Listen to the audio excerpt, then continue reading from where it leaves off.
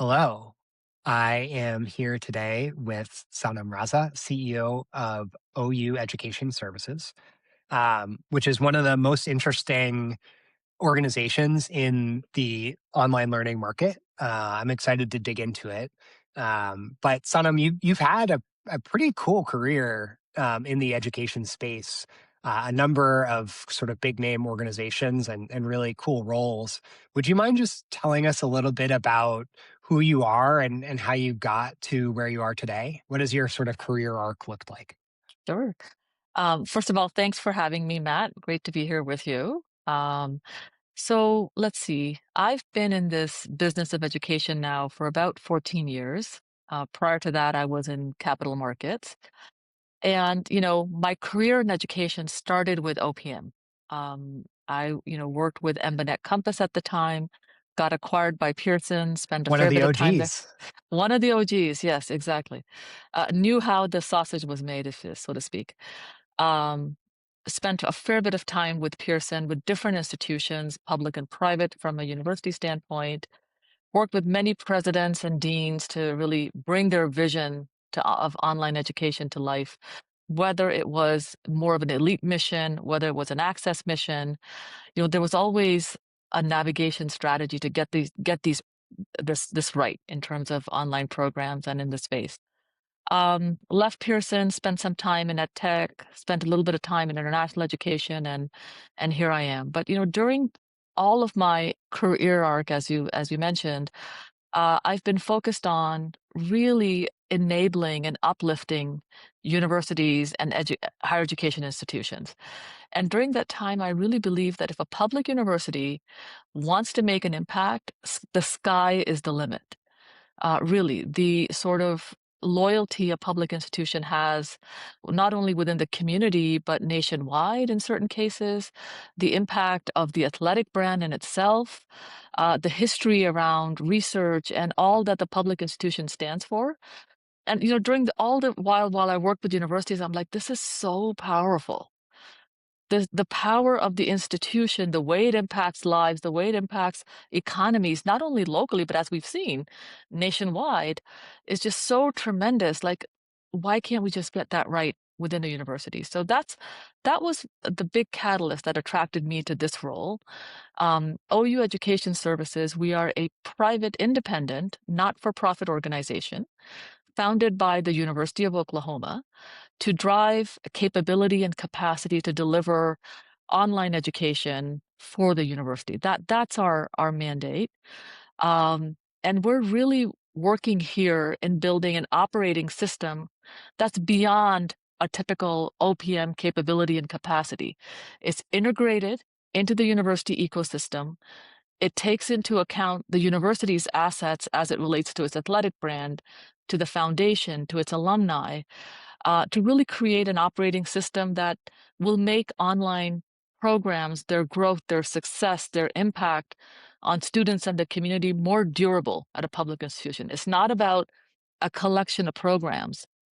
It's really about an operating system that sticks within a public university, this is what I'm most excited about. And I think this really drives meaningful impact, not only within the institution, but really across the communities that it serves. Yeah, what I appreciate about your career and this role at OU specifically is I think it does a really good job encapsulating the development of what a online program manager is, right? And like online learning started as this sort of weird vestigial organ that Yeah. universities were like, oh, I'm not even sure we need that. Like you can dabble. And it's turned into something that, a big R1 institution like Oklahoma is like, yeah, this is so important that we as a university are going to found an organization in the space. And it's that integral to the future of what we will be as a university. Um, I guess like how does that even work? Like who decides like I want this to exist. Um, but I'll just leave it at that. Like, who decides I Yeah. want that to Yeah. exist? How does it come into being? Yeah. Very, very great question. Um, like all things, at a university, all things that are trailblazing and innovative, you need a very enthusiastic president and leadership that is Yeah. determined to make an impact, that understands the sort of inner workings of the institution, has very real perspectives on what's going to work in my institution and what's not going to work, and why does my strategic plan matter? And why does it matter to the stakeholders, which, in a public institution as the board of trustees or regents, it's kind of different for different states. It really starts there. It really starts with a leadership vision and a strategic plan that seriously contemplates the access and the mission and vision of delivering education at scale, to anyone who wants to learn, to anyone who wants to make an impact to their lives. And a lot of times, it's really also like a big focus on how do we solve workforce needs in the state. There is a limitation for students who can come to campus. We all know this. Like, I mean, I think this is a well-established fact. So if we are to truly resolve workforce needs and advance the state, what are the components within a public institution that could truly impact that in a meaningful way, in a scalable way? And again, true to the mission of a land grant institution is also the impact on the state as well. So it really starts right there. Like everything else that is trailblazing at an institution, you need a very determined leadership, president, provost, that get it, that believe in their strategic plan, and are not in any kind of denial on what they're good at within the institution and what do they need to kind of bring in from the outside, if you will, to really move the needle on things. And so it's, if you want action, what are the steps you're going to take? That's the sort of spirit in which we came to be, if you will. Yeah. And what is your mandate within, you know, the context of OU and just as an organization? Is it, it's to interpret what I just heard you say, like OU is going to continue to be OU in terms of, the flagship campus and the research production and football, of course. Yes. But what is your mandate specifically? What are they counting on you to do that they weren't doing themselves previously? We've adopted a charter that we are going to enhance and expand OU's reach, by building capability to deliver online education at scale. And we will serve the faculty and the academic units with services that enable that, as well as we will serve students and learners to help them successfully go through these programs. We will focus on programs that have a high market demand, that deliver to the workforce needs in the state, and really deliver to OU's mission. That is our mandate. It's around capability and capacity and building out these operating systems, that endure, to be honest. It's not like a program by program approach. It's not a collection of programs. It's an operating system capability that is, meaningful to the university. That makes a lot of sense. And so it sounds like, you're able to be a little bit more nimble, a little bit maybe more closely integrated with local and regional employers. I guess, one of the questions that comes to mind, and it's okay if you don't have a great answer to it, but like, should every state flagship institution have one of these? Like, does it make sense more in the context of OU? Like, how do you feel about this, in other parts of the country? Yeah, that's a really good question. And I'm gonna say the famous, what is it? Two words. It depends. Um, Yeah. Solutions that work really have to work in context of the institution, the stage at which they are as an institution themselves. You know, what is the level of centralized governance or decentralized governance across the institution? So there were institutions that are highly autonomous. There's a ton of autonomy across the academic units. Central solutions are mildly effective. In fact, they, may or may not be as effective where there's some degree of centralization and autonomy. And then we've got examples of highly centralized institutions as well. It also depends on the history the university has on ramping up initiatives or ramping up certain outcomes. So what have they seen success in before? And at OU, they have seen a ton of success in ramping up outcomes for the institution by spinning off critical capabilities that you really want to accomplish. There is definitely, some evidence of that. So it really depends on the institution, the charter, but a focus around, strong capabilities and building operating systems. I think every state school needs. The method will vary. That makes And I a think ton of that sense. and I think that's the case, when working with public institutions.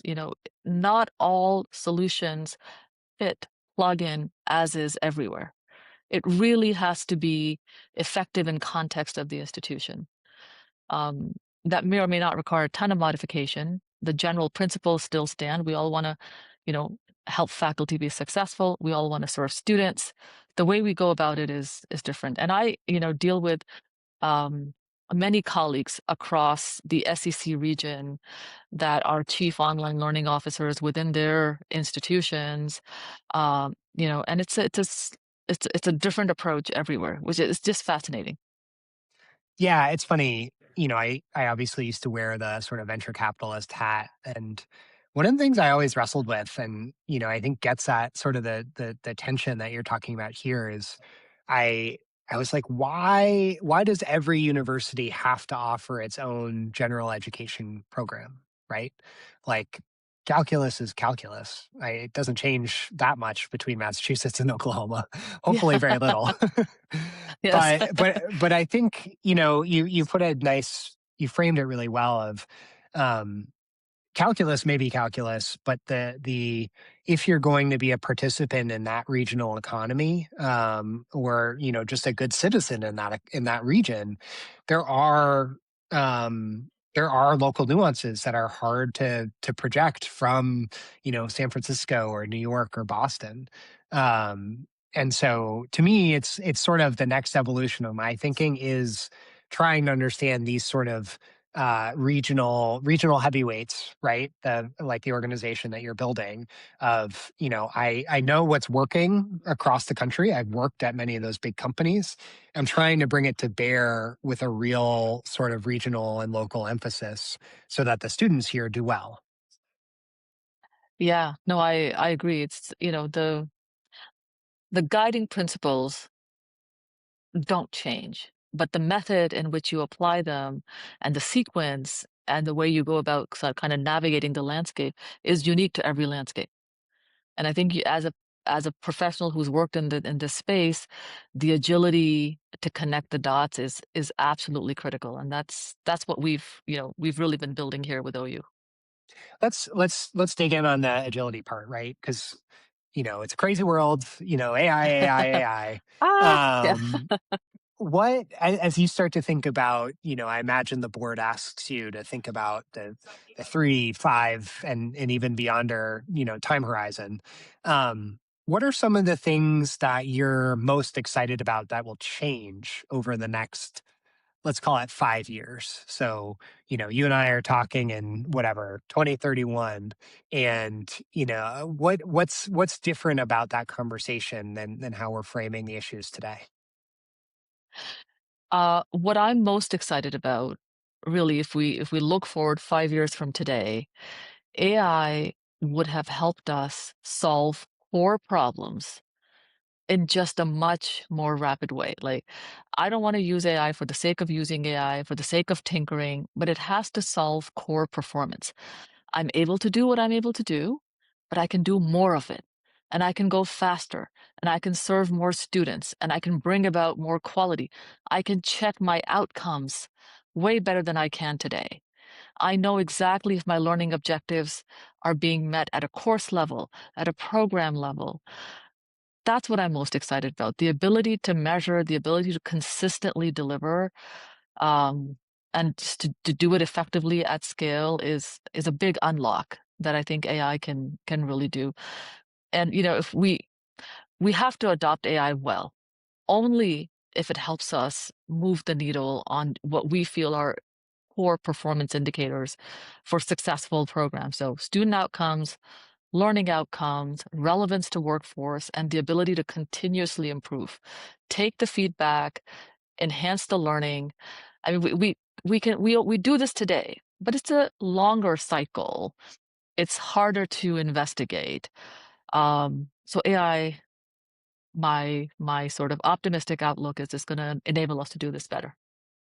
Yeah, I think what's sort of the nuance underneath that, and there was this sort of silly Washington Post article last week or 2 weeks ago about college students who were speed running their Speed running. bachelor's curriculum. They were I read getting that. their yeah. And I think on the one hand, it's like, yeah, that's sort of a bummer that they were able to fill their bachelor's requirements in weeks. And to be clear, OU was not mentioned in that article, so this has Yes. nothing to do with you. Um, but I think to your point, it's like, well, if they're just doing that in a couple of weeks, that probably means the course isn't very well designed.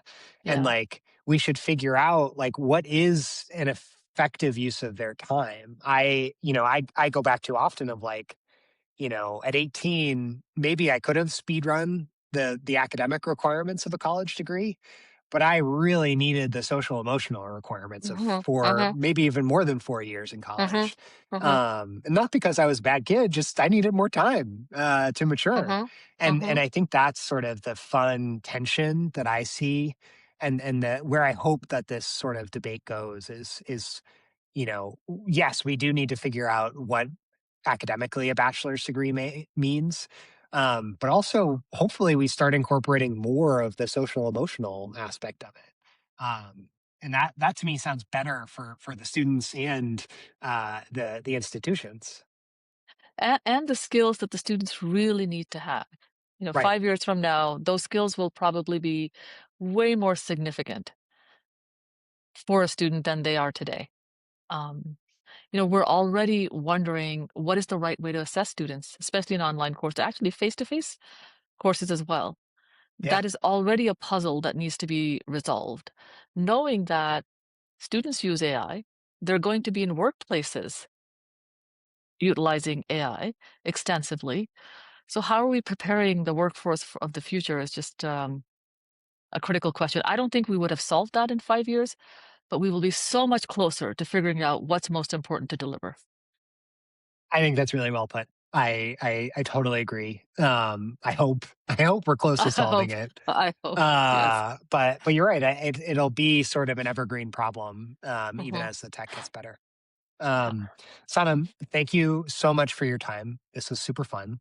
I think what you're doing is really interesting, and I hope we can stay close as y'all keep building, and that we get to do this again in another year or so. Thank you so much, Matt. Thanks. Awesome. Talk soon.